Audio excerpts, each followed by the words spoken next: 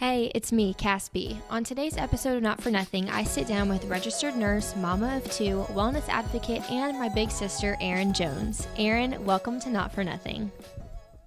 Erin, welcome to Not For Nothing. Thank you. Thanks so much for having me. I am so excited to have Erin on today because if you don't know Erin, then you have never met Joy. You've never met literally the sunniest, funniest person ever. When you're around Erin, she lights up a room and her character just reflects of Jesus. And she's like a sister to me at this point. I keep saying she's like a sister. She is my sister, basically. And we have a funny way of meeting each other and knowing each other. Absolutely. And so there's a lot to cry unpack. First thing, thank you. I know. You're so sweet. Started off good. Okay, so let's unpack how we first met. So, that's a lot deeper than I thought. We won't name, We but won't name names. I hired Cassidy. I used to be her manager at a wellness center. And my ex actually said multiple times, he was like, you and Erin would really hit it off, y'all would really get along. And I was like, yeah, okay, whatever. And then we actually did, and I was like, wait, you were actually right about that. Became close friends real quick. And it was never I don't know, it never felt forced or anything. It was very okay, wait, this person, even when I walked into the room and met her for the first time, I was like, wow, this girl reflects Jesus, and there's just something different about her compared to other people. But also, you don't really get that feeling about your boss very often. I don't know. I just easygoing. Yeah. I'm going to call it that because I try to look at everybody as, I hate to put it like this, but as Christ looks at people, it's I'm not going to judge anybody, and I try to make everybody comfortable in their own setting, but I try to relate to that person. Obviously there's boundaries and expectations for job, responsibilities and stuff, but I didn't, just with individuals, but with you specifically, I was just super happy that you were a part of the team and you did a great job. People cling to Erin, and she's like, oh my gosh, I met a new friend today, or I told somebody I like their shoes, and they were so nice about it. And it's people aren't used to that kindness. That's what's different. If I like something, I'm gonna say it. Yeah. We're out in public, and Erin's like, I really like your shirt, I really like your shoes, and everyone's like, who is this chick? Why is she telling me all these compliments? She's the orange so nice. Santa hat today. The orange Santa hat at Whataburger. I think he was taken back. He was like, oh, thank you. He was like, okay, it's just a hat, and Erin's like, I love it. Looks great on you. Merry Christmas. Yeah. So we have known each other for a year-ish or 2 years. About a year and a half, I would say. A year and a half. And it literally has gone by, so fast. And Erin has 2 kids, and I was trying to remember their ages today, and I'm so, I think he's 10, but he's, definitely not 10. My son is 6. A little young 6, almost. I guess he's 6.5. Kids, they give him the half. Yeah, absolutely. Half. And then my daughter will be 4 in February. And literally the sweetest kids ever. Obviously, if they have a sweet mom, they're going to be sweet kids. But they're kids. And we're not perfect. We make our mistakes, but they have their moments for sure. There's sometimes where I look around and I'm like, Stella, do it one more time. But love them. I have now been promoted to Aunt Cass. Aunt Cass. Which is a great feeling. Aunt Cassie. Yeah, which, after, I don't have any siblings. And so Erin's my sister, and then that's my sister's kids, And then we have Michael. And you guys have been married for... We're going on 8 years in February. Stella's birthday is actually our anniversary, so... Oh, that's cute. Little anniversary gift. Yeah, so that was my push present. That was, the push person that pushed. On the anniversary. Yeah. You didn't have to get anything. That's nice. No. I got the greatest blessings. Yes. Truly, I know people are like, God gave me the greatest kids, and they're kids, fair, right? yeah. But also I'm the one raising them. God appointed me to raise these kids. But and I tell Ronan all the time, as you're learning things, mommy's learning things, because it's a big job being a parent. And little side note for all the single parents out there, props to you. They're working hard, they're doing the thing, and moms and dads, it's crazy, but I have full respect for single parents. Parents alone, but single parents, especially to multiple children, young children, it's a big job. I actually saw this quote the other day, and it said it made me change because we're very similar, and we're both very close with our moms that you'll come to see. But I read this quote, and it was you can't be mad at your mom because this is her first time being a woman too. And I was like, oh my gosh, even with being around kids, and then they always look up to you and be like, oh my gosh, you're so cool, you've been around forever, but it's actually not. I'm doing this thing for the first time. And like you have to give grace to especially parents, like you were saying the other day, like I'm trying to do it, like it's just like it's every day, like you just wake up and you try, I've been praying all day long, every day. Let's start with Stella. So you went to college, you did the thing, so she's a nurse too, so she's an RN, and that's how we met at her job and at my job at the time. And you went to college, you got your RN degree license. Yep, registered nurse. Yep. And from there you were living in Lakeland at the time. And then you and Michael met, and y'all started dating, got married, had Stella. Tell us, like, kind of walk us through that of, like, could you talk about it often of, like, Stella came just at the time that you needed her. Yeah. And she was kind of, like, your person during that time in the move to Jacksonville and stuff like that. So kind of walk us through a little bit of that. Yeah, so I was born in Alaska, but I basically was raised in Lakeland, Florida. So I moved there when I was 10. And funny story, I actually knew Michael when I was 10 years old. So he and my brother were best friends. High school, they did their thing. And Michael's 3.5 years older than me, or 3. So there's that. But we didn't date until after, when I was going to nursing school. Took me on a date, was very respectful, picked me up, did the whole thing. And so I was like, this is different. I'd never had a man. Yep. Let's say, I never had boys opened up doors for me, dressed nicely, just very respectful from day one. His parents raised him right. Shout out Ron and Candy. But they're incredible, by the way. Incredible. I hit the jackpot with in-laws. Yeah. Like, truly. Anyway, so we were dating. Long story short, we did break up for a little bit, but then, of course, we just both knew, and we got married very quick. Not very quick. We were dating for about 3.5 years. And got married. I was working night shift in the ER at the time. So that was the thing. So, funny story. The week we got married, we started a catering business in the same week. Learned a lot from it. The couple we did it from is some of our best friends. They're incredible people. The most giving couple I've ever met in my life. So was it events? Was it weddings? Was it everything? All things? Yep, all things. Wow. Office parties, whatever you wanted. And we kind of had different themes for different things. So we kind of cultivated it and curated it specifically for whatever event they had going on. Okay. And Michael is a chef. He's a chef. So that goes very hand in hand with that. And then now, obviously working as a chef. COVID hit. Let's just fast forward that. COVID hit in 2020. And I was still working in the ER at the time, but my hours got depleted. A lot of people, of course, they were scared. They didn't want to go to the ER. I got it. So my hours got cut, let's just say that. And then Michael's restaurant closed at the time because, again, business was non-existent. And we ended up in Jacksonville. So we moved in June of 2020. Well, Michael moved in June of 2020. I still was working another month-ish in the ER, but I had a 2-year-old, Ronan, at the time. And then I got pregnant that May. So May of 2020, I got pregnant with Stella. And yeah, it was a lot, packing up a house and going back and forth. Too. Yeah, COVID baby. I went to work in an OBGYN at the time. Great office. I met some incredible people. And then, so then after that, I wasn't fully satisfied in the area I was in because I'm very active, and I was sitting behind a desk because I was pregnant. So anyways, fast forward, things changed, and then I went to the wellness center as one of their nurses, and then I became the manager. The rest is history. Wow. And then during that time, you left all your family. So her whole family's from Lakeland. So you moved with Michael up to Jax, which is what, like a 2-hour? It's 3 hours, yeah. So 3 hours away from everything she had known down there while you were pregnant to up here. Yeah. And then gave birth to Stella. Yep.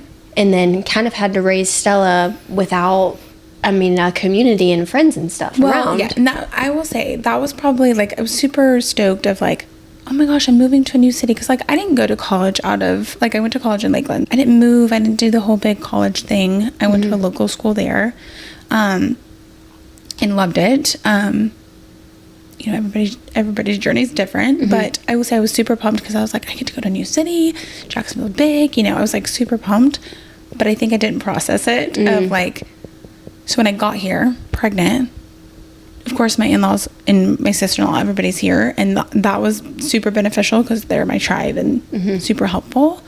But also, I didn't have my friends. Yeah. And my friends that I have had, I've had since I was 10 years old. And your parents. My parents, my family, yeah. Yeah.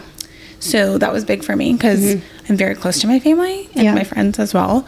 So that season of my life, I've even like, you know, my best friend, she works in the ER with me in Lakeland. And then I drop a bomb on her like, hey, I'm moving. And that was like a big thing. She was like, wait, what? And so it's like we both needed somebody. And like we still obviously are best friends. We talk every day, like all day long. But I'm super thankful for the people that I have in my life, especially those friends that I still do have in Lakeland. They've been my rock, especially for some very difficult times in the last couple months. Yeah.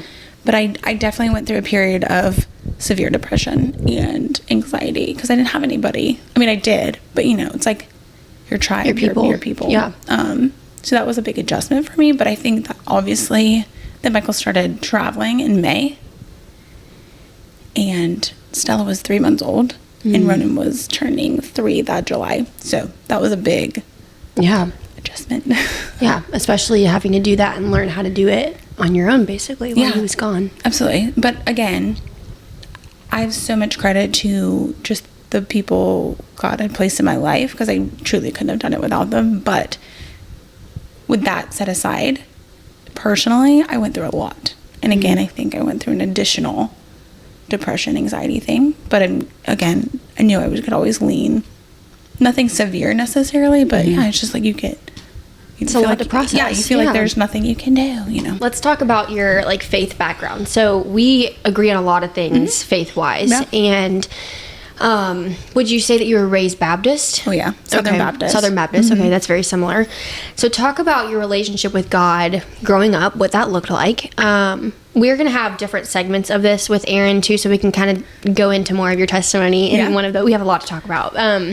But let's kind of go into how you were raised with your faith and then kind of the current events of what has happened this year. Sure. And kind of how that has tied into that. Because there's a very big story with Erin's mom that happened this year. And I got to watch it unfold from the sidelines. And that was an honor and a blessing. But then you got to live it. And not only was it like somebody that was close to Erin, it's her mom. And like I said earlier, we're very close to our moms. And so how do you go through something without the person that is your person, but it's them going through it, you know? So kind of talk about, let's start off with your faith growing up and kind of to now. How does that look? Sure.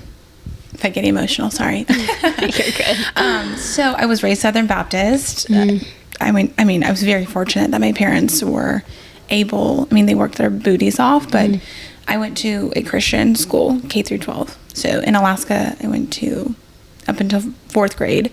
And then 5th grade here on until I graduated high school, I was in a Christian school. So that had a lot to do with it. But I will tell you, I feel like obviously I was raised in a Christian home. And I think sometimes we take that for granted. Because I'm like, oh, that's just the way it is. Like, I love Jesus, whatever. But, I went to the summer camps. I went to, I was involved in the church as much as you can be, right? As a kid, Wednesday night church service, So I would definitely, like, Sunday mornings, we were going to church. I think as I got older and started driving myself and then especially once I graduated high school, to make a long story short, I think I definitely, as some of us probably do, right? We kind of stray a little bit, independent, test the water, independent. My parents aren't making me go, so I have the option, So I look back and I'm like, dang, I wish I would have done that different, but it's all part of my story and everything. So it got you here. Absolutely. So leading up to that, my husband also was raised in a Christian home. So, super thankful for that because I know not everybody's blessed with that either. But, so we definitely both have the same values and core of how we want to raise our kids and stuff like that. So it's very important. And I didn't realize, I realized that, but of course I grew up in that myself. So seeing when people have to struggle with that, I can't relate to that, but I kind of feel for it for sure. Transforming, now, especially when I went through those times, it's I knew I had a relationship with the Lord. When I moved up here and I was in depression and everything, I kind of pushed people away, especially my best friend. She's like, where are you? And I'm like, I'm here, but I was struggling with a lot more deep. And I think I knew, obviously God has me, God's there, that's present, but it wasn't fully invested myself. Yeah. And I think Pastor Joby's talked about this recently of he's always going to be there for you, you know, we could stray away, stuff like that. But I think we grew up knowing that. You hear it all the time, God's never going to leave you. You're always the one that's leaving him. He's not leaving you. But it's like until you experience, like, he's actually not leaving, physically you experience it, I think you never, oh yeah, I hear it all the time. But like once you experience it, it's on a different level. Yeah. And I think it was just definitely a process of going through things, but, leading up, so about a year ago now, so last December, I stepped down from that manager position at the wellness center to be around my kids more, because my kids were in daycare 12 hours a day. So I felt bad. And Michael has a busy schedule, and I did at the time as well. So we just made the decision for me to come home and be with my kids more, but I'm still a registered nurse at that wellness center 2 days a week. And that was so beneficial for me. But also, it's been a learning curve, because I've worked ever since I was 15 years old. Yeah. 2-3 jobs while going to school, going to nursing school. I was still working, and it was a little adjustment, because I'm like, I had to slow down. Yeah. In a sense, even though I was super busy with like kid stuff and like trying to keep up with like everyday life. I'm like, how did I do this before? Yeah. And it's like, I think I just had so much time on my hands. I was like, yeah. What do I do? But, fast forward to October. I think that's really recently where I've been like, oh, wait. It's God's way, and his timing and things. Can you imagine if you were still in that role when October hit? Oh my gosh, no. God's plan is like literally perfection. Yeah. But like, I honestly cannot, and I've thought about that numerous times. What if I was still working 50-hour weeks? And like, I mean, it's a small wellness center, so like obviously they would have survived, but like that would have put such a big strain on the rest of the team and everything. So I'm just thankful. That was almost like God rewarding your obedience for obeying when he said to step down. So you did, and then you were rewarded with the time that you got to spend off. Sure. In October. But it was still hard for me. I thought of it as like I lost my purpose in life. Yeah. And I struggled with that in 2024, truly. Yeah. So I'm like looking forward to 2025 because I have a new perspective on things. But I think 2024 was I call it my year of being still, even though I didn't know it up until October. And I think the last couple of months I've been like, oh wait. So I've taken the time to be still and slow down, and a lot of things have gotten on the back burner, but I think I needed that time to kind of your priorities and like open my eyes more and kind of just look at what's most important in my life and where I need to put those priorities. But also, moms always say like, I don't know who I am anymore. And it's true. Like, you'll get there one day, but we'll go back to this conversation, but I mean, I felt like I lost myself in young momhood, right? But then also when I stepped down from a position that I loved, and like that was your thing. Yeah, I was like, dang, I felt proud of myself. And I mean, I wasn't perfect by any means, but like, and I was learning every day, but I just was like, oh wait, what's my purpose? Yeah. But especially when it's your career, but that's even harder, because it's like, okay, I wake up and I go to work, like that's my thing. Yeah. And then now that you've stepped down from that, you're like, okay, wait, what am I doing? Yeah. I was so stressed out during that time. Holy cow. Yeah. I will tell you that my husband reminded me this early on in 2024, because I was like, I was in tears. Like, I feel like if I don't have a purpose, I just want to care for others. And he said, isn't that what your purpose is, in caring for your own family? And he wasn't digging at me. He was just trying to pivot pivot my outlook and be like, you still do have a purpose. Your greatest purpose on this planet right now is to care for your family. And I was like, oh, dang. But you also do that outside of work too. Yeah. I was afraid I was going to lose those relationships. Because like as an ER nurse, you like burn and turn, right? Yeah. Turn and burn, whatever the phrase is. But like you get your regulars, but like you're not seeing where those people go after that, you know? And I think that's the great thing about working at the wellness center is I've created relationships with people that I'm like, I look forward to seeing them. It's an intimate relationship. Absolutely. Yeah. Even when I worked there, I had a list of people that I was like, oh, I want to see him. And then I'd be like, Erin, like, oh my gosh, like so-and-so is here. We both like run out and go. Like, it's just really cool to build those relationships. Like I hear voices. If I'm in my nursery room, I hear voices. I'm like, let me go say hi. It's so funny how you like learn people's voice and you're like, oh my gosh, he's here or she's here or whatever. And I will tell you, because I know we're going to get to this in a second, but even recently, because like my mom's accident, which we'll get to in a second, happened in October 3rd to be exact. And some of the guests I've either missed them on days I haven't worked, or like, but I just saw a lady the other day and she's like, how is your mom? That was the first thing out of her mouth. And I was like, she's great, and she was like, how are you? Like, she paused for a second. I was like, dang, you know. And a lot of people have asked me that in the last couple months. And, like, it's hard to remember that. But it's hard to remember when you're the person asking something like, oh, how's your mom doing? You know, you get caught up in that because obviously it was about her. But it was so nice to somebody kind of acknowledge, like, how are you? Even like, for yourself, though. Like, how often were you like, oh, is my mom, even now, like, oh, is my mom okay? How is she doing? But then at the end of the day, like, it's also you, too. Like, you endured that, too. Like a self-check-in. Like, I can't tell you when I've done that. Even afterwards, like, after the whole thing happened, she was like, wait, I think I cried today, and I think I processed it for the first time. Oh, yeah. It was probably at least a month or more later. After. Yeah. Because it was so... You're just caught up in making sure that they're okay when it's like, you're also enduring it, and you're watching your person... struggle, and you don't even know what the next day is going to bring, or even the next hour and the next surgery. You just don't even know. Correct. Yeah. So, you know, growing up in a Christian home, you know, and kind of struggling moving to a big new city when I thought I was going to be this, you know, picture perfect thing, when I definitely struggled a lot. And so, like, 2024 has been a year of growth and kind of slowing down when I didn't necessarily realize that at first.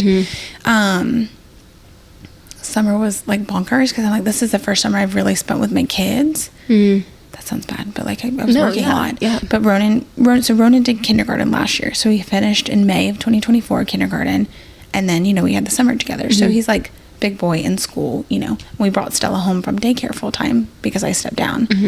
So I had my kids really truly like a summer. Like, I work 1 to 2 days, and like we've just had fun with it. Again, without the support of my husband and my in-laws to help make that happen, it's been incredible. I'm just super thankful. So summer, you know, whatever, school hits October 3rd.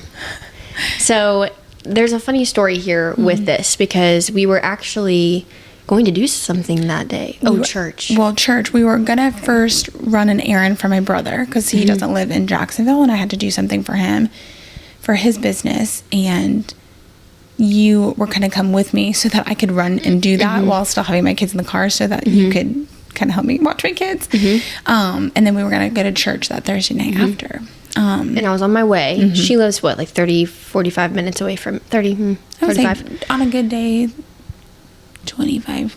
I'm not good with maps and depends on which way you go. Jacksonville. Jacksonville's huge. So I remember driving over, and I had called you, or you had called me, and we were like talking or whatever, and you were like, oh, I just got off the phone with my mom, and like she's fallen. Well, that was earlier, so that was probably around 1:30. Was that before I left? Yeah, way before you left. Because I think I'd called you, and you're like, are we still going? And I'm like, yeah, let's still plan to go. But again, I think I was still in shock at that point. But I don't think that you had processed it, but I also don't think that you had the extent of it. Yeah. I don't think it had hit you, or... Well, I think I knew the extent, but it's like my daughter brain was there, but also my ER nurse brain was there. Yeah. So I think I was in shock of like, so my mom and I FaceTime several times a day, just like you and I. Yep. Like my best friend Ashley, like it's like my 3 people, but like my mom several times a day. And I knew she had been cleaning. She's a doer. Like, she's a busy woman. Nothing stops Debbie. Was cleaning outside of her house, and I knew she was doing it. We had talked earlier that morning. I knew what she was doing. You know, I wasn't worried about it because my mom, she's very active. You know, she does that. So, and she's in great condition. Yeah, I mean, she really didn't have. I mean, she had a side note. She had a heart surgery, but we'll talk about that at a different time. I think that was due to some other things, but she. I mean, besides that, she's been phenomenal. So, just she's a doer, and she gets things done. She has the energy of like 10 people. I swear, I'm jealous of that. But so anyway, I knew she was working outside. I knew, you know, she was cleaning things, and really she wanted to, you know, down here in Florida, all the bugs and everything, and like pollen. At the time, she was like kind of brushing off the side of her house, like cleaning that out.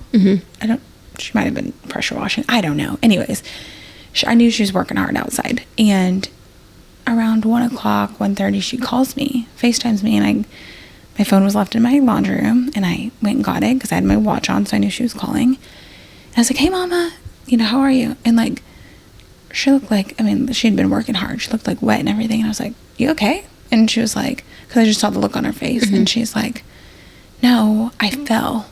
And I was like, you did? And she's like, and I could tell, again, something just wasn't right. And I was like, wait, what's wrong? I said, are you okay? I said, and then it clicked. And I said, did you hit your head?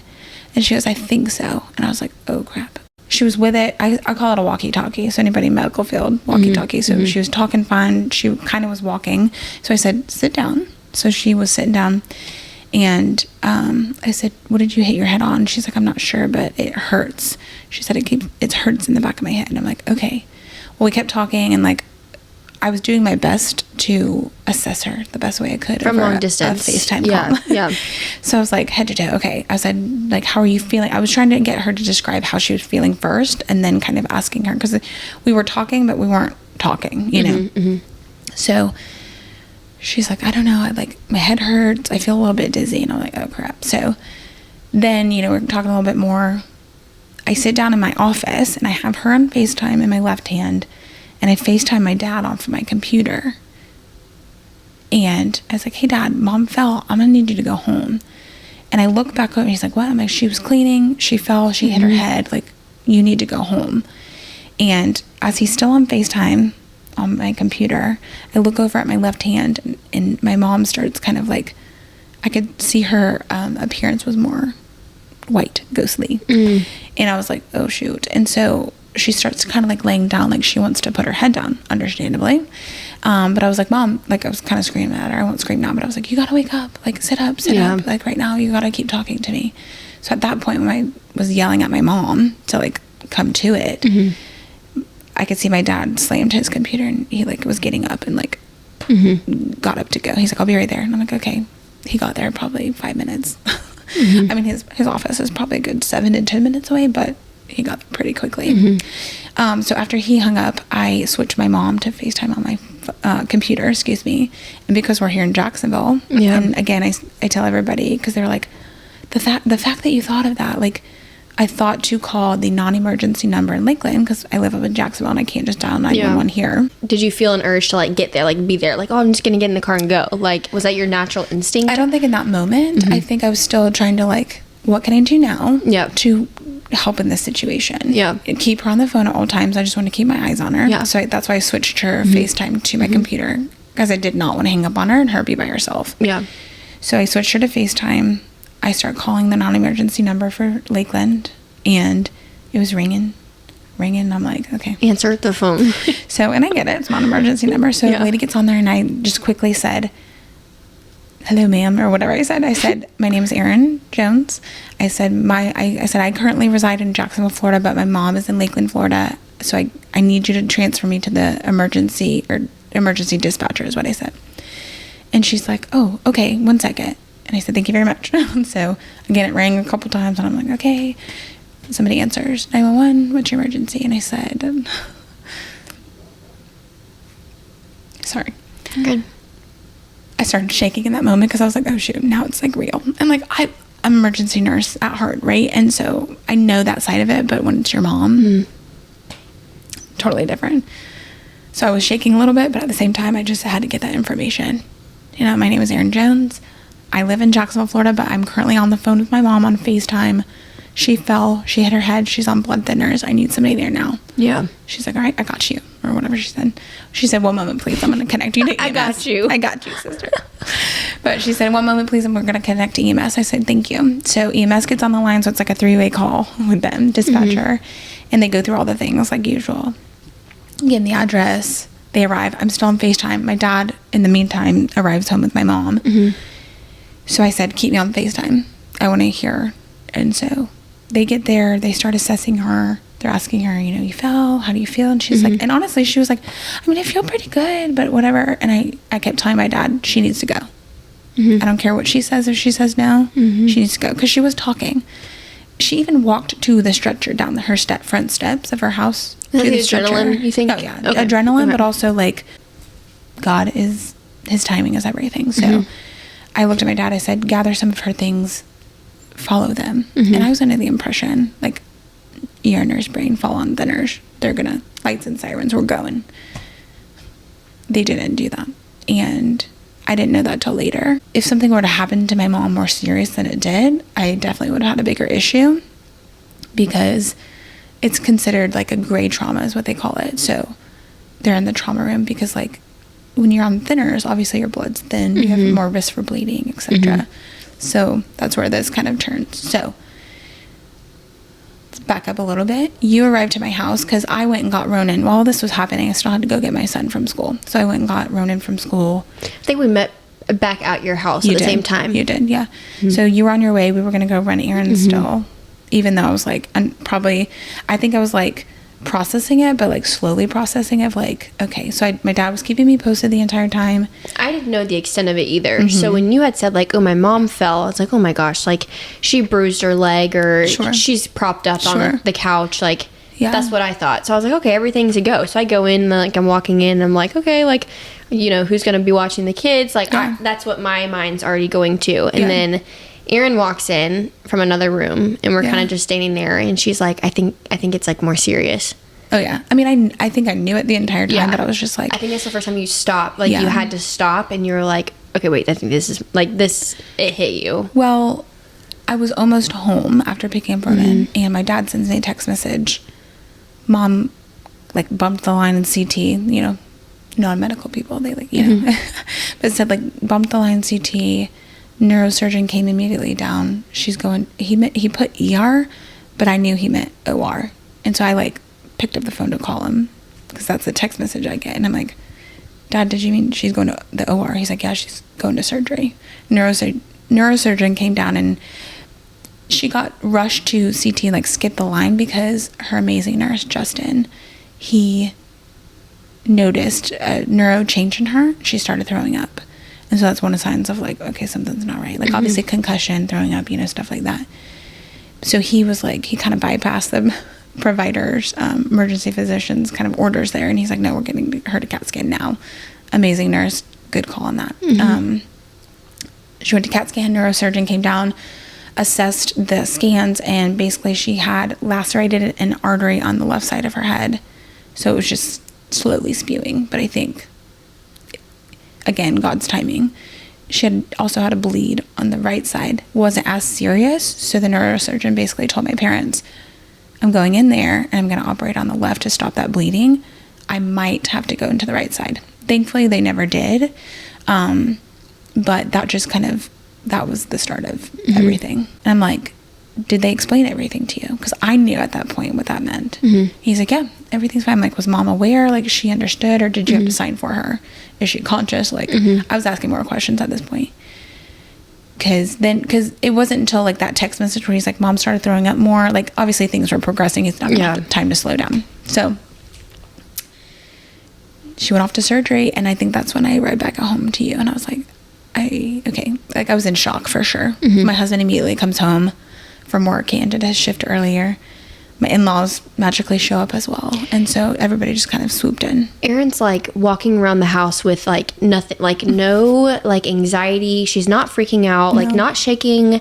I would be like on the ground, like, Cassidy, get up. We have to, like, you know what I mean? Like, that would be me. Yeah. I was like blank. And I think I was processing her. I asked you like 3 or 4 times. I was like, Erin, are you okay? Yeah, I'm fine. I'm just going to go pack a bag. And she turns around and walks off. And I'm like, okay. So I turned around, I was like, okay, let's go, Stella. So like I walked back in the room and I was like, I'm sitting there and I'm like, okay, I need to do something. Like, you feel helpless, you feel like you want to do something. I'm like, what if she's in there having like a mental breakdown? So I'm like, okay, let's go in your mom's room. And Stella was like, I'm playing. And I was like, okay, I'll go in your mom's room. So I walked in there and I'm like, I'm fully expecting Erin to like be panicking, you know, like crying something. And I walk in and she's just like folding her clothes, like putting them in the bag. And I'm like, okay, well, can I get you something? Can I help? No, I'm okay. No, I'm good. I'm just trying to think. Which was like a first for me. Do I need something? And I'm like, I said I didn't want to forget like my straightener or something. Like, I think I was processing, how long am I going to be gone?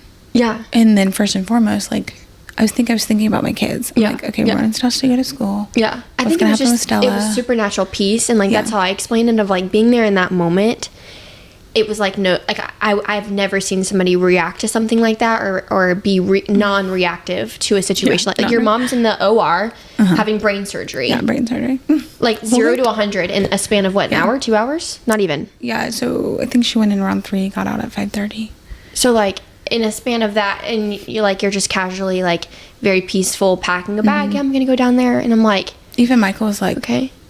Like, he was, like, kind of, like, he's like, I don't know what to do right now. And I didn't like, know. He's looking at me, like, you don't want to say something, like, trigger, you know? So I was like, okay, well, if you need anything, like, please let me know. Okay, yeah. You're like, whatever you need. And I'm like, no, you're doing like, what I need you to do. Thank you. Like, I definitely was very, not like this, not like, no, there was just, I was just very like, still. It's like you took like CBD or something. Like, I mean, like very like flatline. Yeah. I was like, okay, well, like, I guess I grew up in a very reactive home. So, and I'm a very reactive person. So I think I would have been reactive, but definitely in that moment, I was like, okay. Well, we look back now and we're like, obviously that was the peace of the Lord. And even looking back on the whole thing. The drive. The drive is a 3-hour drive. And so I left at like 5:30. And I told my entire family and my parents' friends, I said, do not call me. Or if something happens to my mom, do not let me know until I get there. Wait till I get there. I was driving by myself, which I was fine with. But, and again, I would expect myself to have more emotion in the car. Same thing. Like, I could have been bawling the whole way.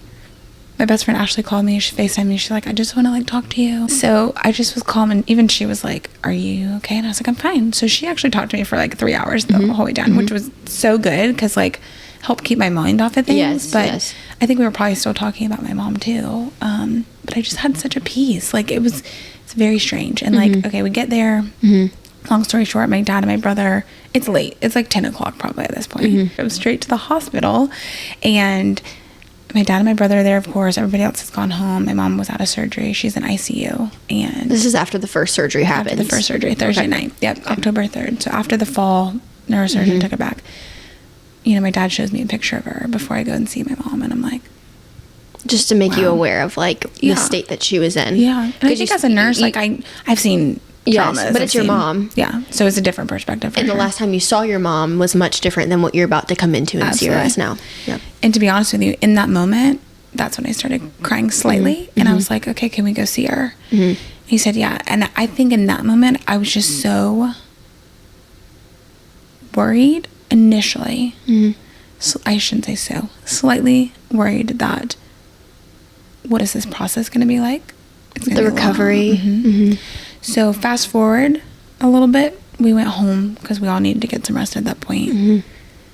Probably around 11 o'clock, midnight, I don't know. I woke up early the next day because I was just like, I want to get there. So I got there early. My dad and I did. Brother shortly joined us, and we just kind of took care of her that day. Like, obviously, the nursing team in that TICU, like, the best ICU team ever. Like, they were all incredible. And this is the same hospital that you used to work at. So that's kind of a full circle. Like, even I was asking, I was like, well, do you know anybody on the floor? And she was like, oh, yeah, like, I know some people, and I know the, nurses, what do you call them, floor nurses? Or yeah, floor nurses, but like ICU nurses. But a handful of them you did know. So, like, how comforting is that? Like, if they needed something, or if her mom needed something in the middle of the night, at least you knew who to ask, and you knew who was there if, God forbid, something happened. For sure, yeah. And so, like, we spent that day, and, like, I started writing down everything. So, like, my nurse brain was like, okay, what meds are they giving her? What's her neuro status? Like, we were doing neuro checks every 15 to 30 minutes. So the nurses quickly found out that I was a nurse too. So they were like, okay. So again, incredible. And the nurse that she had on Friday, on Saturday, he actually picked up a shift and switched with somebody. So she had him on Saturday too. And I definitely think that was a God thing. So fast forward to Saturday, because she was just recovering on Friday, right? Intubated, of course. Not really with it because we have her really sedated and on good pain meds, right? Saturday comes around. Take an early picture around 7. And I was taking pictures for my own record, but also to show her at a later time of like, look how far you've come. But also it was a good kind of reference to like, okay, how did she look 4 hours ago to compare it to now? So around 11 o'clock, I was just like, they were doing neuro checks, and I was like, she's not responding like she was. Granted, it wasn't a lot. It was like painful stimuli. Like, we're like, they would turn down the sedation, move your feet. She barely, couldn't move the right side of her body. We just, again, and I think in this moment, Saturday, I was like, it was kind of hitting me like, I don't know if is that ever going to be the same, like my mom again. So again, I still had peace about it. This is the first time it had hit you of like, I think things might be different. Sure. And I was like, I was telling her nurse, like, and he finally looked at me and he was like, Erin, he's like, I don't think she's the same as this morning. What do you think? And I said, I agree. He goes, all right, I'm going to push for emergency CAT scan. So her neurosurgeon was actually in a very long surgery that morning. So we kept communicating with him as he's in a surgery with somebody else. Bless him. He's incredible. neurosurgeon. Shout out Dr. Croce and his team. Like, truly incredible. He was there whenever we needed him. Wow. And he's done all 3 of her surgeries. So that Saturday, emergency CAT scan, they come back out. And by this time, my husband was already on his way from Jacksonville, because I think he knew. Because I'm like, it's not the same. And so they went for emergency CAT scan, came back, told me, my dad, and my brother, with the TICU doctor. So it's the neurosurgeon, the TICU physician, and then me, my brother, and my dad. And he said, her swelling's increasing. So they did brain surgery on Thursday, right? The initial surgery. And they did a craniotomy. So they go in open, so it's a little portion gone from the skull. Then they put it back. So putting that skull piece back and then going into surgery on Saturday, that meant her neurostatus had depleted again because her brain was swelling so much and it had no room to go. So oxygen wasn't getting there. And I was like, so it was releasing all of that, like build up pressure. Build up pressure and everything. And it was. And that could have been slowing down her reaction time. Absolutely. Okay. That was causing like all neuro stuff. Absolutely. So the neurosurgeon comes up to us. He's like, we have to go to surgery. I need to do a craniectomy, which is taking off the entire portion of that skull on the left side, allowing room for the brain to swell, and then eventually healing and kind of going back down. So at that point, like, we're kind of all looking at each other, and my dad's looking at me, and he's like, what do you think? And I'm like, well, so when he asked me that, I look at the neurosurgeon, and I said, can you please explain the pros and cons, like the risk and benefits, basically, not pros and cons, risk and benefits to this surgery, because I knew, but I needed that neurosurgeon to tell my dad. So he explained everything. If we don't do this surgery, like, she needs it, and in that moment, my dad goes, can you just give us a few minutes to talk about it as a family? The neurosurgeon, the TICU doctor, their eyes were like wide, like as silver dollars. They're like wide. And I'm like, and my dad's like, I understand the urgency. Can we just talk about just 1 second for 1 minute? And they're like, okay, we'll wait down the hall. So we go out of the waiting room, because we actually had family friends in the waiting room with us hearing all this as well. And I think in that moment, they were probably texting like their tribe. I'll go back on that in a second. But so we go into the hallway. It's me, my dad, and my brother. My dad's like, Erin, what do you think? And I said, Dad, I don't want to make this call, but it needs to be made. I said, she either has the surgery and they try to fix it and we can, I said, or if she doesn't have the surgery, she's going to herniate into her spinal cord and die. I said, so we have to at least try. He goes, okay. He looked at my brother and I looked at my brother. And my brother's very, he likes to process things, right? And so I just kind of said quietly, I said, do you understand what we're saying? Like the length of it. Not that he didn't understand, but I wanted him to kind of know the big picture of everything, And he said, yeah. And I said, are you okay with this too? Because we all wanted to be on the same page, of course, right? I think we're just all scared. And so, again, I'm still having... The Lord works in mysterious ways, because the amount of peace I still had at this point, I was just I was more of nursing her in that moment, even though it was my mom. But he's like, yeah. And so my dad goes, okay, let's do it. And so they got her into surgery quick, probably within 10 minutes. As the year is coming to an end, I have a question for you. Are you looking to thrive in 2025? It's time to discover the ultimate destination for health and wellness. Discover the ultimate destination for health and wellness with the biggest online wellness store, where non-toxic, high-quality products meet unbeatable convenience. From household essentials to personal care, they have everything you need for essential living at prices that are better than Target and Walmart. I'm talking lower prices. Plus, enjoy the ease of 2-day shipping straight to your front door. Just like Amazon, but think products that you can actually trust. You can start living your best toxin-free life today by clicking the link below or going to www.switchtoamericanmade.net/Erin. Make the switch today.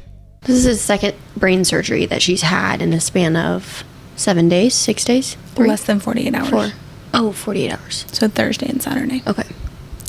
So yeah, it escalated a little quickly. So at this point, we've talked about it before, but at this point, you've talked about your schooling and your college and stuff, and wondering what your purpose was and everything like that, and questioning that along the way. Was it at this point where you were like, this is exactly why I had the desire to go to, to go get my degree in nursing? This is why I had that calling. Like, God put that on my life so that I could be helpful during this time. Because can you imagine what you or your family would have done if you hadn't had the knowledge of your career and of nursing in that moment? Like, understanding and knowing what would have been best, and even what's to come from like further doctor conversations where you're like, this isn't right, because you know how it works. You've been there, you've worked there. Did that hit you at this point, or was that more like a later revelation of like, oh wait, I think this is why? Well, I don't ever think I recall specifically thinking about that, but I think I was so grateful that I did have that background in my knowledge, but also I leaned on a lot of my other colleagues that I knew there, and I think God placed people in certain areas, because like a nursing supervisor that I had in the ER, she was now a nurse practitioner in the TICU. And so it's like things like that, or like, my best friend Ashley, she's a nurse as well, and she was in the ER with me, and she was there with me by my side the entire time. Like, she has 5 children. Like, her plate is very full. She works a full-time job. She's amazing. She's also one of the most giving people I know in my life. And she would give me her life if I ever asked for it, right?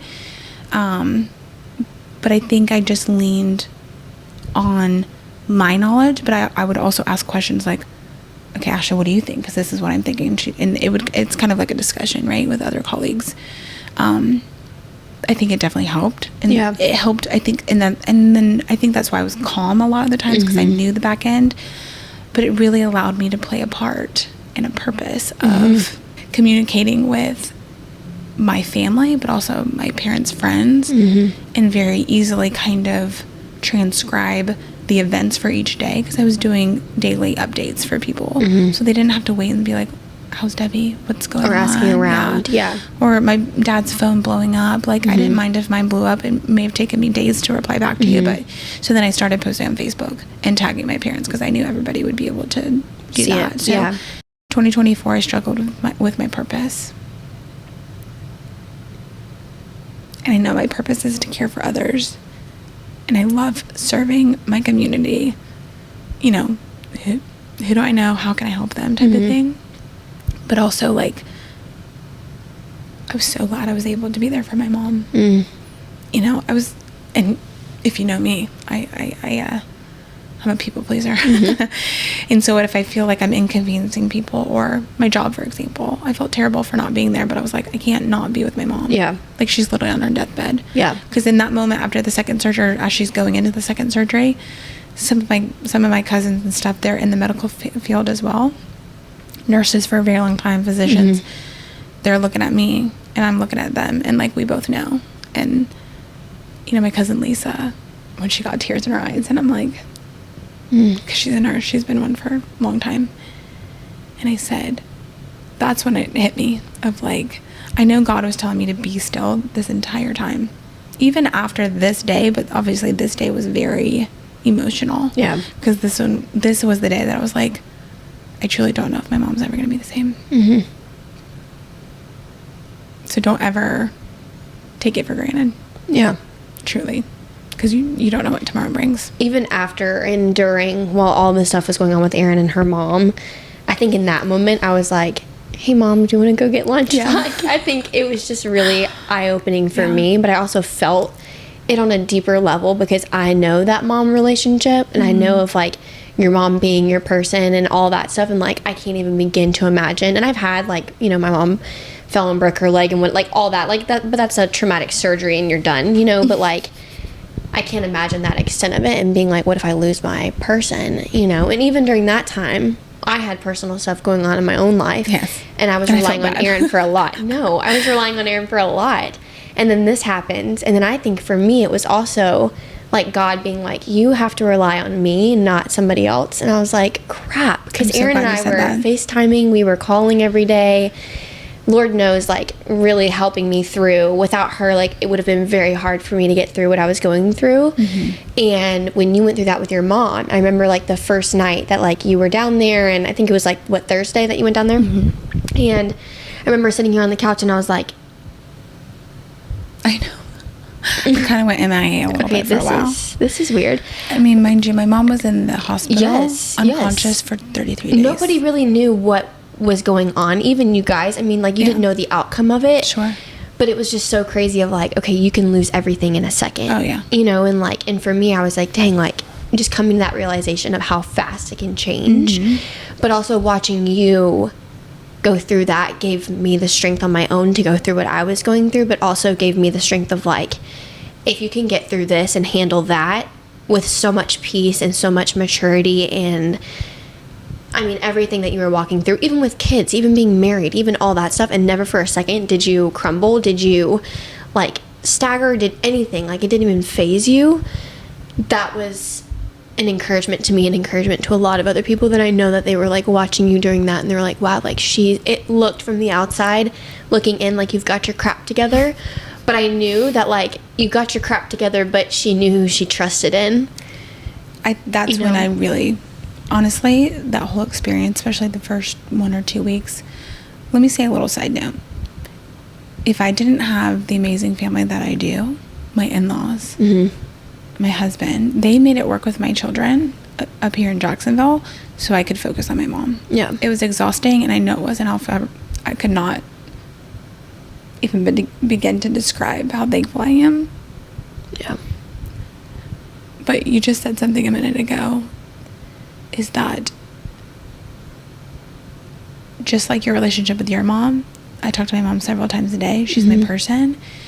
And in that moment, in that time span of several weeks of like, I can't just pick up the phone to call my mom, I had to lean on the Lord for a lot. And I think that was a turning point for me. You know, it's like God's timing is everything. And I still felt a renowned piece of be still. That's all I kept thinking that was popping into my head, is God's telling me to be still. And I will tell you, my husband drove down that Saturday night after my mom had that second surgery, and I didn't know what the outcome was going to be. Nobody ever saw me cry. But of course, my husband, we were going to bed that night, and I couldn't sleep. And I just was crying. I was uncontrollably crying. And I was like, gosh, I don't think I've ever cried like this before. But I was just thinking, what if my mom's and I are going to be the same again? What's this road going to look like for her? Like, I had a whole plan of bringing her up here to Jacksonville to do therapy. Like, I had, you know, sometimes I think I was thinking ahead, and you have to in that moment, I think. But then I think I became a little overwhelming for my dad a little bit. Like, I think he definitely was super grateful that I was there, and he's like, Erin, you need to go home to your family. I'm like, I'm not leaving. But it's your family too. Yeah, and it's because I knew my home life here in Jacksonville was taken care of, and so I was kind of going back and forth a little bit. It was a lot, but I'm super blessed and thankful that I was able to spend that time with my dad and my mom and my brother. And, you know, it's just incredible, like the story. So long story short, my mom had to have a third surgery. So let's back up a little bit. She ended up, you know, actually, let's back up a few steps, because after that second surgery, you know, when I say I don't know how my mom was going to be after that, let me tell you, this woman, that Sunday, after that Saturday surgery, me and my husband, my best friend Ashley, we were in her room, and I said, let's play some music for her. My mom loves music, specifically Bruno Mars. She loves her some Bruno. I like some Bruno too. Yeah. Oh, damn. Okay, so my mom loves Bruno. So I said, Michael, put on Bruno Mars radio. Well, this man puts on his Pandora, so, you know, it's like a mix of things. I would have gone straight to the source of like YouTube and like specifically put in Bruno. But anyways, so there was probably a not very appropriate song that came on. You know the one I'm talking about, but I feel like I can't say it on here. You can. Whips and Chains. I don't know if that's the name of the song, but everybody probably. No. Okay, so it's not very appropriate. So it comes on, I'm like looking at my husband, I'm like, you gotta turn the song. My dad's in the room, mind you. You're like, please don't listen to the lyrics. I'm like, oh my gosh, this is embarrassing. This woman, he's like, I can't change it now, because this woman started bouncing her feet to the beat. Her feet. Nothing else was moving but her feet. And I'm like, I start bawling. And I said, that's my mom. She loves music. That woman will dance her heart away. Like, she loves to have a good time. But her feet started just bouncing away. And I was like, that's my mom. So I knew that was God's little way of saying everything's going to be okay. Yeah. So we were all just like laughing. listen to Whips and Chains. Yeah, because I think we were so thankful of, like, what was happening. And then I think we knew. So we just kept encouraging her. Mom, you can do it. Like, and I think we were to begin with, but we also didn't want to be overbearing on a fresh brain injury, right? Yeah. Because you can overstimulate. Yeah. So I made the executive call over the next several days and weeks of, like, limiting visitors, because I knew how important that was for her to, like, keep her calm. I think that was just reassuring for us, her close family, to, like, she's there, right? And so my brother had to go back to where he lives at the beach, and, you know, to his family. I mean, he's got 3 young kids, and his wife, and deal with some stuff there for work and everything. But, like, we were all very involved for this whole process. And I think the staff at the hospital, they loved seeing that. And, you know, when you work in ICU, especially a trauma ICU, I don't think you get to see good outcomes a lot, right? But even if, like, people get downgraded to, like, a regular trauma floor, if they've graduated from, and they've improved and graduated from an ICU, they don't get to see the outcome after that. My mom, because she is who she is, she's got a determined heart, and that's exactly what she did. We won't talk about the extubation process because I'm still traumatized from that, but my mom had to be intubated 3 times. And the second time, I'll make it short, the second time, it wasn't on our timing, it was on the physician's, which I understand why he did it in the timing, but I think my dad and I were just caught off guard of not being there. We weren't aware that they were doing it, so that really scary. I yelled at the trauma doctor, let's just say that. So Erin called me that night and she's like, Cassidy, like, I yelled at the doctor today, and, like, in front of everybody. I feel bad. And I was like, they're a teaching hospital now, so there were residents. But also I was like, A, I would have been yelling at the doctor long before that. And then B, like, the amount of patients that you've had up until this moment to contain yourself, like, and she's like, I just felt so bad. And I was like, okay, why? Like, because I see my mom. Yeah. Like, so when you extubate, you're taking that breathing tube out of their throat. Well, because she had had so much trauma, her throat was swelling. So she was having stridor. And what stridor is when your throat is closing up so tight. You're having that, like, like, it's so squeaky. Not a lot of air is passing through. So in that moment, the doctor's like, we're going to have to re-intubate. And I was mad. I think I was mad because I'm like, we shouldn't have extubated in the first place. Obviously, I want my mom to breathe. And my dad's like, so we're encouraging my mom for a second. They're pushing a couple meds because I'm like, what are you doing? Do something, you know. And I knew as a nurse, these meds, I'm like, they're only going to work for so long, and then she's going to get tired out, you know. Yeah. So it was either going to be an emergency re-intubation, or we could do it in a controlled setting. And so I looked at my dad, I'm like, we got to do it. Again, my dad's looking at me like, but they're all trusting your judgment because it's, you know what you're talking about. Sure. But I also knew my dad's the one that needs to make that decision for my mom, you know. But I'm thankful that he, you know, let me be involved so much with that. But anyways, it all worked out. I can't really, God had, again, God's timing. He had his own plan. It may not have been what I wanted, but it all worked out the way it needed to be. And she went into inpatient rehab at the same facility, and they were incredible. This woman in ICU, guys, this doesn't really happen a lot, with her type of injury, I should say, specifically. After her second surgery, this woman was walking, like, was it that Monday? I think it was that Monday after the surgery. Homegirl stood up with this machine thing, like, didn't lift her up, she lifted herself up, but it's like, instead of like a regular walker, it's like this metal thing that, like, you can lean on. And she was, I was holding her because I knew as a nurse, like, I'm gonna go under her armpits and, like, give her whatever. And they were like, you can do it, Debbie. She was, and there was something that happened, and we had to, like, kind of do a few things for a few minutes. So she was standing longer than she actually needed to be, and I could feel her shaking, like, her whole body was, like, trembling almost. And I kept saying, Mama, you got this. But I kept asking her, are you okay? Are you, because the last thing we want is for her to fall. Granted, she has this, like, soft helmet that she's wearing at this time, right, to, like, protect her skull, because on the left side of her head, she doesn't have a hard skull. It's just brain and then covered up by skin. So, like, she was walking while she was in ICU. It tired her out for a little bit, but then, like, she just kept building strength, building strength. There were a couple times where she called me in the middle of the night, panicking. I want to go home. She couldn't breathe. She felt like she couldn't breathe. You know, it was a very long road, and I do not wish it upon anybody. And the fact that my own mother went through something like that is just truly incredible. And I'm happy to say that she came home before Thanksgiving. She had home health. She had physical therapy. And she graduated from the walker at home prior to Thanksgiving. She made banana nut bread for Thanksgiving. And I'm like, she truly just amazes me with her strength. Do you know how many times you told me during that, like, I don't know what's going to happen? And even sitting here hearing you say, like, I didn't know what was going to happen. I didn't know she would ever be the same. Yeah. And today, like, you're on FaceTime with her like nothing ever happened. Hey, baby girl. That's yeah. You know. Yeah. And I think God, that was just a good reminder of, like, you know, life is life, and my mom's going to go home to be with the Lord one day. And I was scared that was going to be sooner than I would have wanted. You know, my mom lost her mom at a young age, but younger, probably my age, actually. And, you know, she was close with her mom, even though she was all the way up in Alaska, and her mom was already down here in Florida, like Georgia. It's a long distance. And so she didn't, and, you know, back then, you can't just, like, FaceTime your mom. Like, that FaceTime was not a thing I can't imagine that actually not being a thing. They had landlines to call, you know? No. And so I was just like, oh my gosh, I'm not ready. But I think God was also preparing my heart, because I couldn't call my mom every day and be like, what are you doing?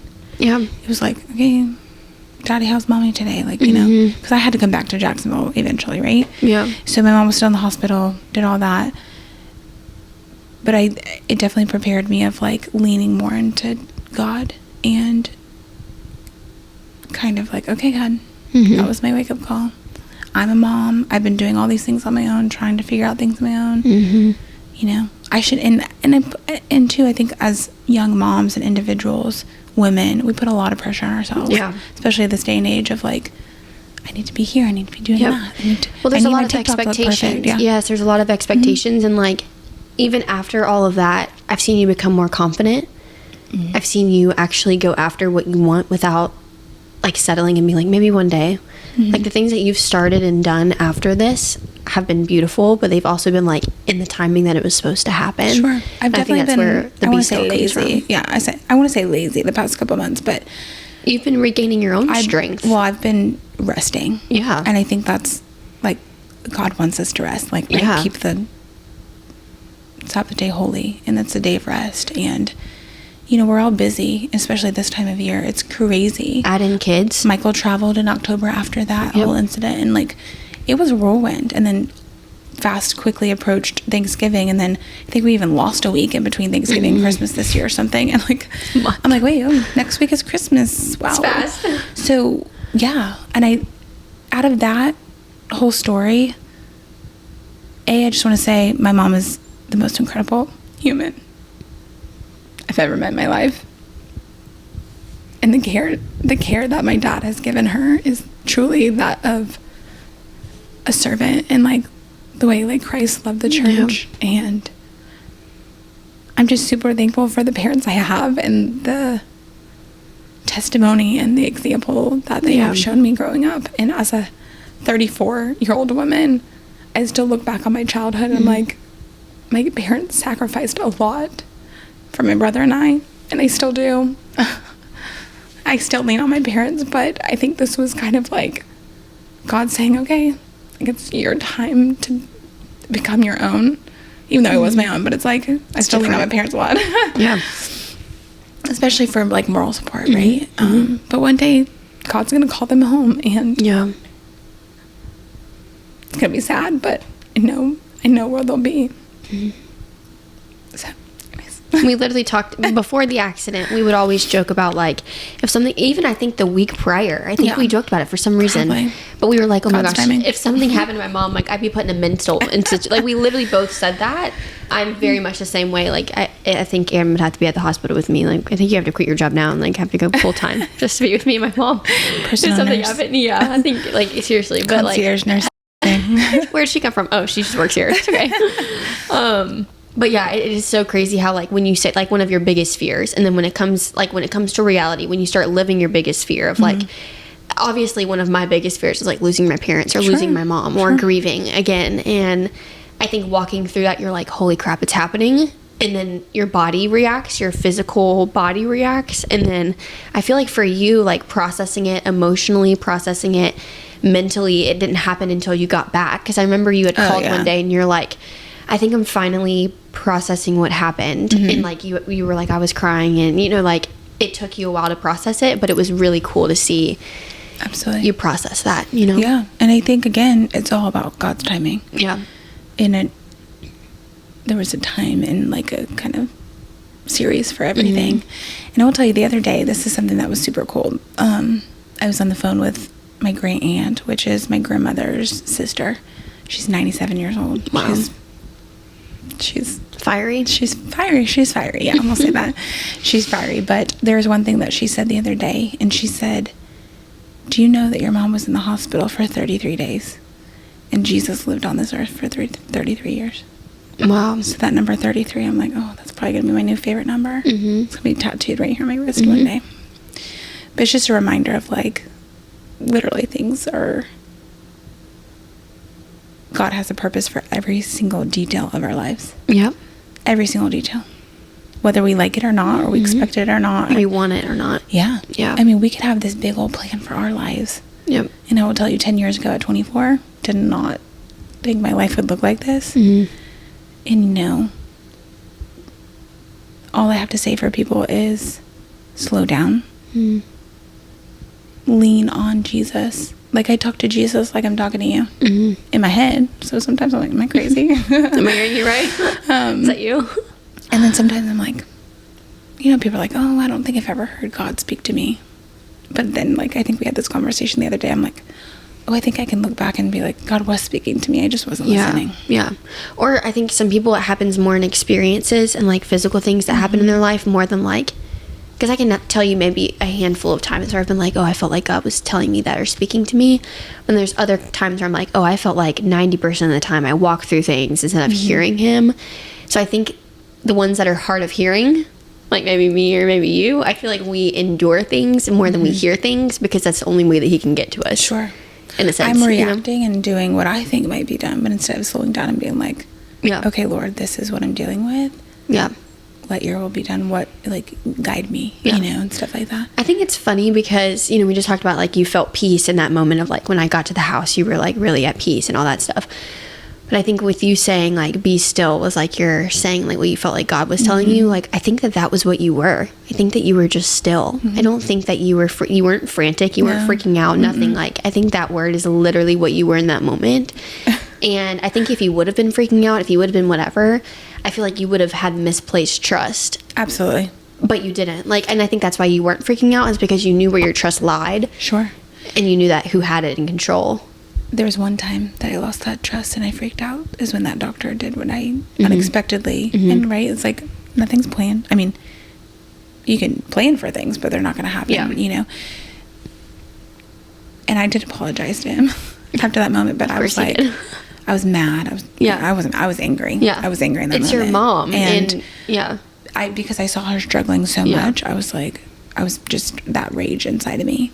And he came out and talked to me. And then the nurse manager for that floor, I knew her, in a sense. I went to school with her kids. And then, you know, one of my other best friends, Natalie, she worked in TICU. So she was like, you know who that is, right? And I'm like, oh. So, of course, I was like, I definitely know her. But she saw me freak out. And I was like, I was mad. But I apologized to him. And I said, look, I said, it's my mom. So I know I'd taken it personal. I said, but... And she's like... And the manager's like, she's a nurse too, ER.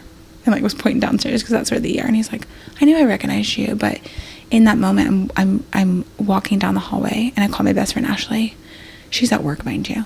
I think I FaceTimed her and she's like, hey, how's your mom? Because she was expecting my mom to like, is she extubated? And I was like, that man, she's gonna. And I just kept saying, she's gonna die. And that's the moment that I lost faith. And I'm kind of disappointed in that, but actually it was feelings, right? I can't help my feelings. But I reeled it back together. My dad just hugged me for a while. Bless him. He was like super strong. Yeah.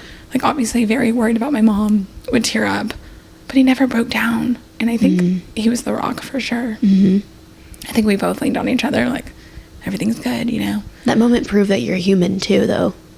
It's true. You know, we all have a piece of humanity in us, unfortunately, and like it comes out. But at the same time, that shows that like if you didn't freak out, I'd be worried. You know, like if you didn't have that moment, I'd be like, she's on something. Like there's no way that you didn't. Well, and remember that was the Tuesday after. So like original surgery Thursday, second surgery, and a lot of stuff happened on that Saturday. So there was a lot that was happening in a small 4 or 5 day time frame. Process all of that. And then my husband went back Sunday because he had to get back to work, and he was like, "Do you want me to stay?" And I'm like, "No, like she's doing great now." Monday rolls around. Tuesday they try to extubate, and then I see her struggling again. So it was like, I kept telling my husband, it's like we're taking 2 steps forward and 3 steps back. And my husband, bless his soul, he kept reminding me, it's not steps back, it's just side steps. So instead of taking steps back, he was just looking at, okay, God, there's a side step here, and it may just be a different path that Jesus is trying to take us down, you know? I've actually taken Michael's advice in my own life after you told me that. I was like, okay, so it's not steps back, because I think there's a lot of, we can apply that in a lot of areas where we're like, oh, I feel like with my job or with my relationship or with my singleness or whatever, like I feel like I'm back to square one. Yeah. But it's like, it's not actually that. You're just back to finding yourself again. You're just back to independence. You're just back to where maybe you started, but the starting point isn't always a bad place to be. Well, it's like we have this idea of this path that we're going to go on. Yeah. But we may be going on a different path, you know? So it's still progress. It's still progression. It just doesn't maybe look in the direction that you intended it to look or wanted it to look. Because how easy would it have been? Let's be honest. How easy would it have been if your mom would have gotten admitted? They'd have been like, oh, she's clear, all good. She would have given, her some medicine, went back home, your mom or your dad would have taken care of her, and that was that. How easy would that have been? Instead, she was admitted, had all these surgeries. The entire floor was watching this whole progression, and they got to be a witness to that. I think the entire hospital. The entire hospital. Because I think I knew so many people in different areas. Like, obviously, I knew people in the ER, but so many of them have bettered themselves, become practitioners or PAs and stuff like that. And so they were in different areas of the hospital. And I think, again, a God thing that I knew so many people in different areas still. And then we had, when I tell you, people all around the world praying for my mom. I put it out on social media. Oh my gosh. And people were DMing me and they're like, oh, praying for her. Like, we're up in New York and I have my small group praying. Africa, England, Asia, Mexico, all over, Costa Rica, let's just say Alaska. the U.S. in general. And then all these other countries. Like, there's no way. And all of those people got to be a witness to the miracle that happened. Really, it's a miracle. She has the most incredible testimony. I mean, I know she's my mom, so I'm a little biased, but no, it seriously is. The amount of trials that she went through, and this woman never stopped. She kept, she was like, she was determined. And I just hope to have even an ounce of that determination if I ever go through something like that. I think you have it in your everyday walk. I think that you walk more confidently and more boldly because you know who's in control, but also you go after things, even with everything, with the Facebook group and with the Melaleuca and all that stuff. Like, I've seen you charge after that, like, before you weren't, I'll start it one day, I'll do it one day, and now all of a sudden you're not waiting for one day, like it's day one for you. Well, I think my goal in life, like, as a nurse, right, and I think it comes full circle of, like, I always knew I wanted to care for people, and so I was encouraged a lot by my family, especially my dad, to become a nurse. And sometimes, early on especially, I was like, gosh, I don't know if they made the right decision, because let me tell you, nursing school's tough. Yeah. I love it, but it's tough. And I will tell you, I went through a fast track program, so I completed my RN within 16 months. Worst time in my life. I'm just kidding. It was a lot. Anxiety ridden. Yeah. Because it's like, I'm not a great test taker, but you show me something. But you show me how to do something, I'm going to do it. Yeah. And so with that being said, like, I always knew I wanted to care and serve others. So I think, like, God placed me in certain areas for certain reasons. Like, I was in the ER, which, if anybody knew me back then, still knows me, but, like, my Lakeland people, they're like, Erin, I could have sworn you would have gone in pediatrics. And here I am, like, adult ER, let's do this. Like, I had a lot of anxiety going into work a lot because, people's lives are in our hands. And it's fast. It's very fast paced. But I think that's what I loved about it. It's like, let's go. And compared to your job now, where it's very, like, it is still fast paced, but it's fast, more calming. It's busy, but, like, I was used to chaos, like organized chaos. Yeah. that I think, like, that's why I love my job, because it's like I can whip up a line and mix a bag in no time. The only thing I have to compare it to is like what I see the ER from in Grey's Anatomy. Like, that ER looks crazy. That's the only thing I have to compare it to. Love that show, but nothing like it. All the time Erin's like talking medical language, and I'm like, yeah, I know what she's talking about. But like I love caring and serving others, and I knew that's what I always wanted to do. And look at all that I've done. Like I can finally say I'm super proud, because I don't think I ever had the confidence in myself, and I think that came with obviously certain things I kind of went through in my early 20s of you know, people not building that confidence in me. And so I think I kind of did it on your own. Yeah, well, but I believed those lies of the devil, right? Through other people. Like, oh, you'll never be this. Oh, you're too fat. That was said to me once. You should go on diet pills. Don't do that. If anybody ever tells you that, don't do it. You're fine. Come talk to me. I have a great testimony for you. But I just think like that, and then obviously my children, right? But like the community now in Jacksonville and the people at the wellness center, I look forward to going to work because I love the people that I can serve, or that work there and also serve others. Like I try to like, okay, God would want me to leave with a servant heart. How can I help you? You know, and I try to put people's needs first. And like a lot of people will call it fluffing in business, like, oh, go fluff the guest. Well, I think that's just caring for people. I don't think Erin's ever done that a day in her life. Even when I worked there and I saw people come in, they'd be looking around the room scanning to see if Erin was there. And I'm like, okay, but listen, I'm here. I'm funny. I complained. I need to talk to the manager. I'm just kidding. I need to complain and talk to the manager. And then Erin would walk out and they're like, hey, like it wouldn't even be a complaint. You just wanted to talk to the manager, you know? But I think that radiated off of you very, very easily and very early in our friendship, of knowing that, wow, like this is somebody that I've met, and everybody that I talk to that knows you knows it to be true. My parents, you know, your in-laws, I've talked to them about it. I've talked to my friends about it. I've talked to, you know, whoever else. And many conversations I've had where it's like, oh, she radiates Jesus, or oh, like she radiates that. And I think it's because of the servant-heartedness. Like there's never a moment where I've been like, Erin is being so selfish, or Erin's only thinking about herself, or I've never even said that before. Ask my husband. I'm just kidding. And the truth comes out. I am selfish at times, and I do get my bad moods. You do a really good job at hiding it then, because I've just never experienced that side of you, and so it's refreshing. Okay, Kaz. I think people are brought into our lives for a reason. And even like, I know you were talking, like you introduced me with your very, very sweet introduction there, but you got brought into my life at just the right time too, you know? And I think that's where you were getting at before you started crying. But I'm thankful for you. And I think until just recently, especially these last 3 months, I never had the confidence in myself. And I think a lot of girls struggle with that for sure. Women struggle with that. I'm not doing it right, you know, whatever. But like, God created individuals for a reason. We're not all the same. We're not all going to look the same. You know, my teeth may be crooked. Yours may be straight. Like, first of all, appearance things, like, God created you in that beauty, right? But like, our hearts are different in different ways, and we serve people in different ways. But I think you've also helped me, you know, what are you, 23? Yeah. Bless Fortunately. you. 23, going on 40 with your like. I feel like it. Good God. I meant with like your maturity and everything like that. Like, I think you helped me build my confidence. And I will say, the team that I get to work with in my wellness business, we're all about enhancing lives, and it's a team of women on a mission to help other women in life.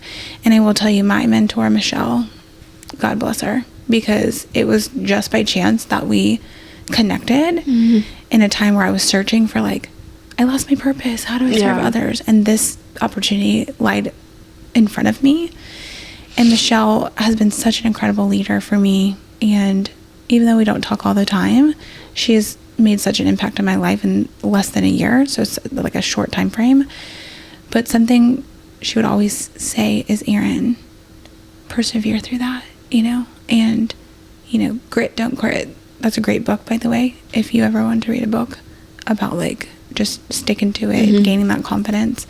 It's called Grit, Don't Quit. And it's Bianca. I forgot her last name. It's like Hasselhoff or something. the last something. name. Yeah. She's incredible. She has several other books that I want to read, but that book, I'm not even finished with it, and that book has helped me tremendously this year. So I think what I've learned this year is to be still, and slow down.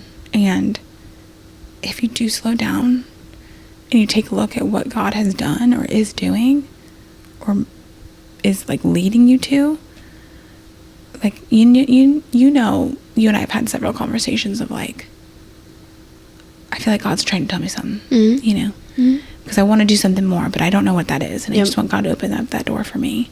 And I think he's opening up doors in different ways in both of our lives. And I'm just super thankful because, you know, now that I'm gaining more of that confidence in myself, I can portray that. Like, I've always shown kindness, right? But I think it's a different type of...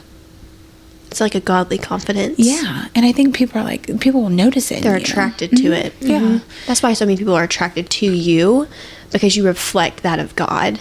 Because it's easy to you go to church and you're happy at church. Why? Because God's in the building. Girl.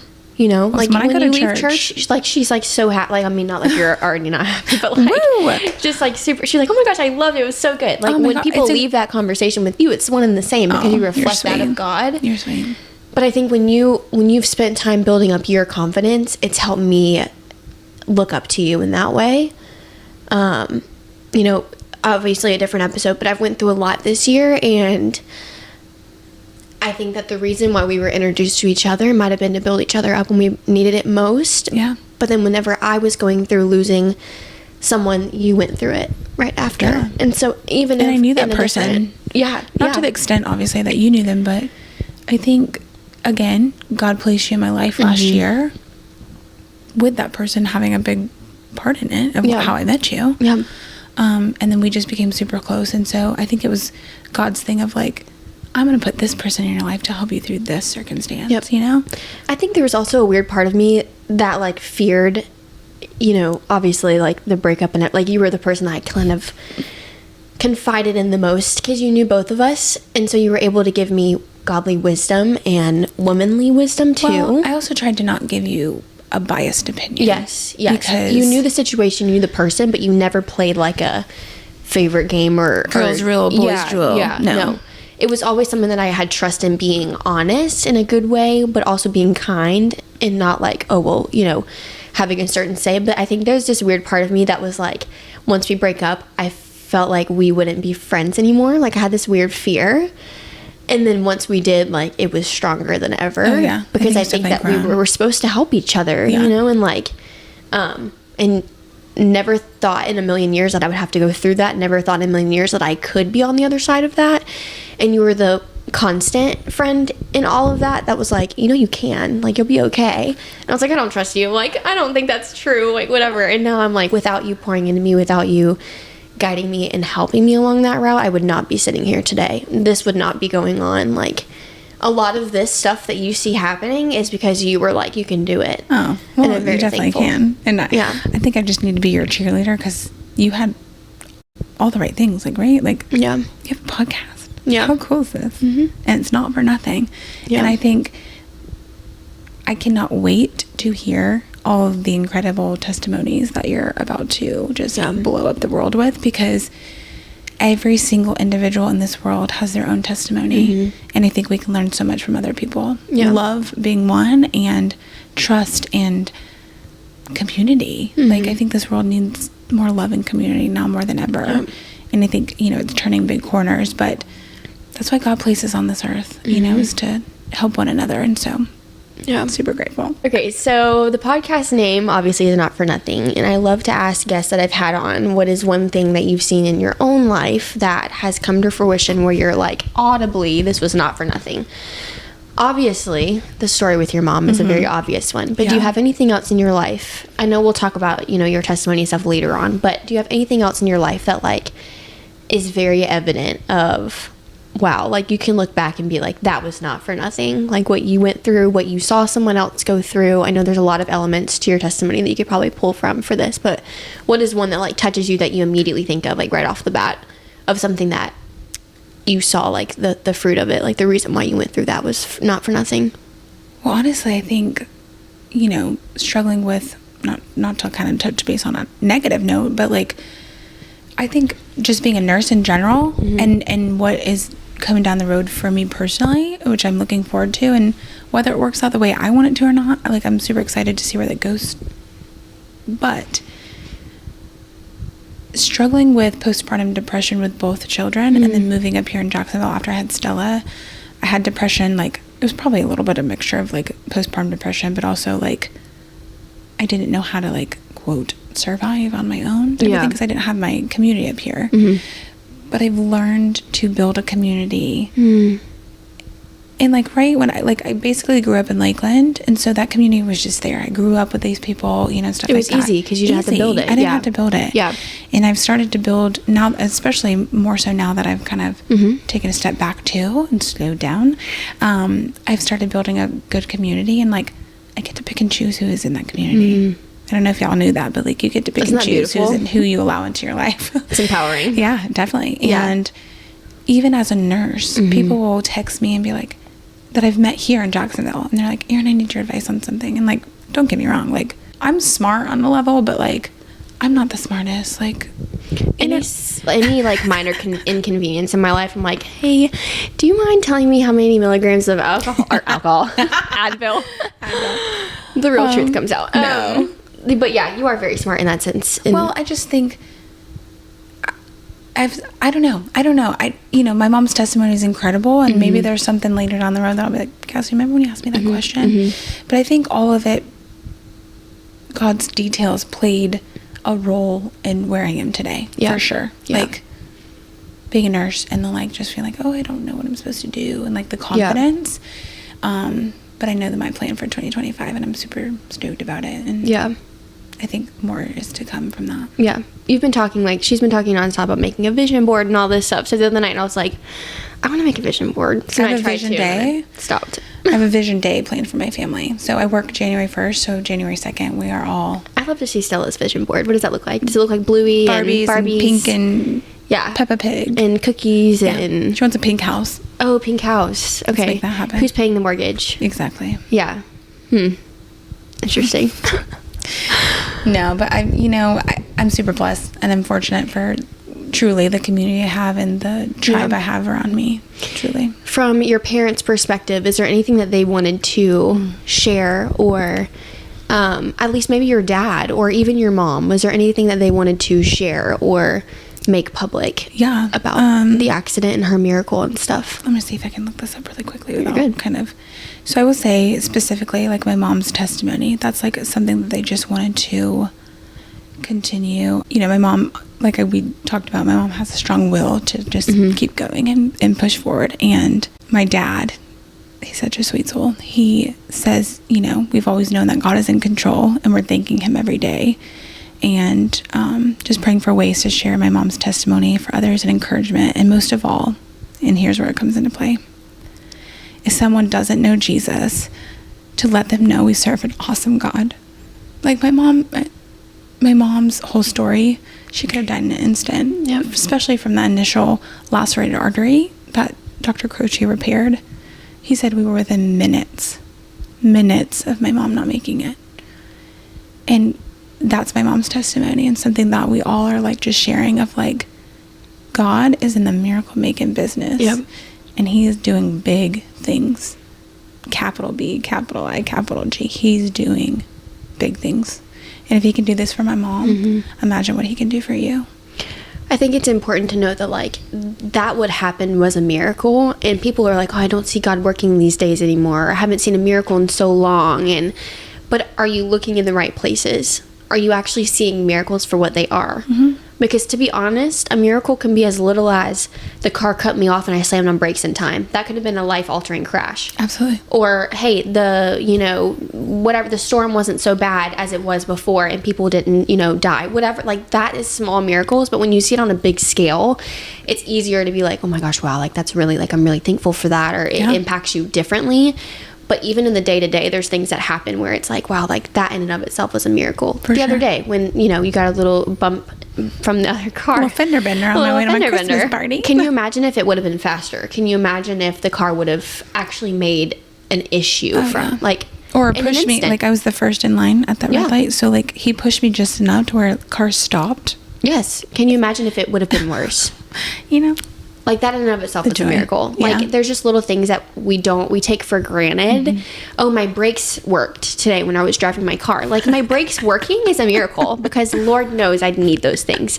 But like things like that just bring me so much joy. Like every day we get little miracles, but what brings me the most joy is like seeing it on a bigger scale where like God's kind of showing off in a way. Like it's like, look what I can do. Yeah, you say I'm not alive. You say miracles aren't happening every day. Like watch this, and he literally brings someone from like their deathbed to moving a rug in their home and putting it down and driving herself to Bible study. And like, did you ever think, she called me the other day and she's like, my mom just said that she drove herself to Bible study. And I was like, Erin, like I almost got emotional. I do not approve that message though, but you know. But the fact that she's like, driving. let me put her in a bubble. Like, oh yeah, she's incredible. Like truly Like, this woman. I can't. She has no speech impediment. Like she's fully moving the right side of her body. She's fully talking. She knows. She was singing on the FaceTime earlier. She literally is Debbie.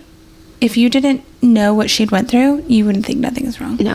And I fully was aware. I was like, okay, she's going to have like, whenever I saw her next, which I've only met her in person once, but I've talked to her on the phone many times. And so I fully expected like, okay, she's going to be like nonverbal, or she's not going to be talking, or she's not going to remember who I am or whatever. And the first time I saw her on FaceTime, which was a few weeks ago, she was like, oh, are you over at Cassidy's apartment? It looks so cute. And naming stuff in the FaceTime. Oh yeah. And let me just be clear here. My mom had a very traumatic brain injury. Very traumatic. Yeah. And I didn't even share how it happened. She was cleaning. Something was still wet on tile. And so when she stepped back out there again, she literally did the whole slip, feet underneath you, landed on her head. Like a cartoon almost. Yes. Yeah. So with that being said, she spent 33 days in the hospital. Yes, that's a long time. But that's a short amount of time compared to others who have the same type of injury. And unconscious for a lot of it, correct? For about 2.5 weeks, yeah, because she was heavily sedated too. But the fact that she's basically fully recovered in less than 60 days, when people are like years still struggling with like things, it's incredible. And the last thing I want to say personally is that, yes, Jesus is in the miracle making business, but we are not promised tomorrow. Yeah. If you owe somebody an apology, put your pride aside. If you are in a fight with your mom, your dad, your brother, your sister, let it go. It's not worth it because we're not promised tomorrow. And if something were to happen to that person tomorrow, you would regret it for sure. And so that's probably one thing that I've learned is like, I'm going to say things. Yeah. And whether they're, whether I mean it, it's just, anyways, I'm thankful where I'm at in life. I love my family. We're blessed. But I know if something tragic happens, it's God's plan. I may not like it, and of course I'll grieve. But I know where I'm going one day, and I pray that I see every single person that I know there. And so just being a testimony to others in that form of like trusting God. Yes, and not taking those family members for granted. Correct. There's been so many times throughout that process of my mom being like, do you want to go somewhere with me? And I'm like, getting out of the apartment, I don't really want to do. And then I'm like, but I'm grateful that she's here. I'm grateful that she's alive and healthy. So I'm going to put my pride aside and I'm going to go do, like just little things like that I think help you remind and put in perspective of like things could be dramatically different and you could have lost your mom. Like we could have been having a very different podcast episode right now. 1000%. And holidays could have looked a lot different this year. The holidays could have been a very big grief point for you. And we could be sitting here talking about grieving your mom. And instead, we're sitting here talking about how she drove herself to church. She's walking. She's walking. She's FaceTiming. She's going to lunch with her girlfriend. All in all, thank you. Thank you for being on and sharing your mom's story. And I think it's beautiful. And I think that you've been such an inspiration to so many people. And your mom has. And getting to be a witness and on the sidelines and a cheerleader for not only you, but also Debbie has been an honor. And I think this podcast episode in and of itself is going to be a blessing to so many people of reminding them that miracles are still happening every single day, and to be so grateful for where you are in life, but to remember who is truly in control. Because as much as we can like white knuckle it and be like, no, Lord, like I want it to go this way and I want it to be my way. Pray. In that moment, not your way. In that moment, I will tell you, I pray, like I told you earlier, I talk to God like I'm talking to my friend. I pray all throughout the day. Yeah. It may not be like, put my hands together, close my eyes. Dear God, I'm driving down the road. Lord, I'm thinking about this, or this is stressing me out. Like, I just talk in general.